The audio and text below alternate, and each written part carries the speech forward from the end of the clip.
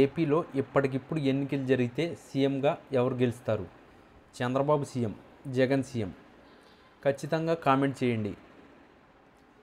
చంద్రబాబు ప్రభుత్వం ఉద్యోగులను మోసం చేసిందన్నారు వైఎస్ఆర్సీపీ అధినేత వైఎస్ జగన్. కనీసం ఉద్యోగులకు సకాలంలో జీతాలు ఇచ్చే పరిస్థితి లేదు. ఉద్యోగులకు జీపీఎస్ లేదు, ఓపీఎస్ లేదు, జీతాలు పెంచాల్సి వస్తుందని పీఆర్సీ గురించి మాట్లాడడం లేదు అంటూ వ్యాఖ్యలు చేశారు. డైవర్ట్ చేస్తూ దీపావళి సంబరాలు అంటూ ప్రకటనలు చేస్తున్నారు అని మండిపడ్డారు. వైఎస్ఆర్సీపీ అధినేత వైఎస్ జగన్ తాడేపల్లిలో మీడియాతో మాట్లాడుతూ చంద్రబాబు ప్రభుత్వంలో 4 డిఏలు పెండింగ్లో పెట్టారు. ఇప్పటి వరకు 1 డిఏ ఇవ్వలేదు. ఉద్యోగులు రోడ్డెక్కాక డ్రామా చేసి 1 ఇస్తామన్నారు. అది కూడా ప్రకటించారు. అంతే, ఇంకా ఇవ్వలేదు. నవంబర్లో ఇస్తామని అంటున్నారు. డిఏ బకాయిలు కూడా రిటైర్డ్ అయ్యాక ఇస్తామని ప్రకటించారు. దీనికే దీపావళి సంబరాలు అంటూ ప్రకటనలు చేసుకున్నారు. కోవిడ్ కష్టాల్లో ఉన్న మేమే వెనుకడుగు వేయలేదు. 5 ఏళ్లలో 10 డిఏలు ఇవ్వాల్సి ఉంటే మేము 11 ఇచ్చాం. ఎన్నికలయ్యాక ఉద్యోగులకు మెరుగైన పీఆర్సీ అన్నారు. జీతాలు పెంచాల్సి వస్తుందని పీఆర్సీ గురించి మాట్లాడడం లేదు. ఐఆర్ గురించి ఒక్క మాట మాట్లాడడం లేదు.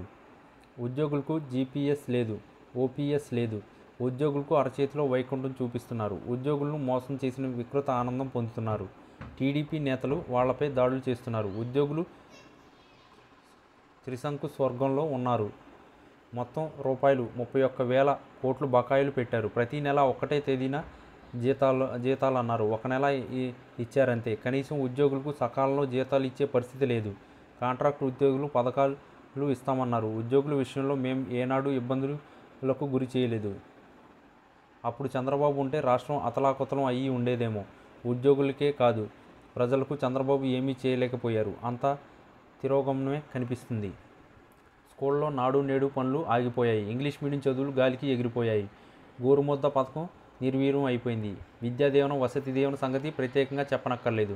వైద్యరంగం, ఆరోగ్యశ్రీ నీరుగారిపోయింది. చంద్రబాబు పుణ్యమా పేదవాడికి వైద్యం అందించాల్సిన ఆసుపత్రులు ధర్నాలు చేస్తున్నాయి. కనీసం రూపాయలు 5 కోట్లు టర్నోవర్ లేని మనిషికి 104, 108 సర్వీసులను అప్పజెప్పారు. మన హయాంలో మెడికల్ కాలేజీలు తెస్తే 10 కాలేజీలను నెమ్మదిగా అయినా పూర్తి చేయాల్సి పోయి ప్రైవేటీకరణకు అప్పజెప్పేశారు. మెడికల్ కాలేజీల ప్రైవేటీకరణ నిర్ణయానికి వ్యతిరేకంగా రాష్ట్ర వ్యాప్తంగా రచ్చబండ పేరిట కోటి సంతకాల సేకరణ కార్యక్రమం జరుగుతుంది.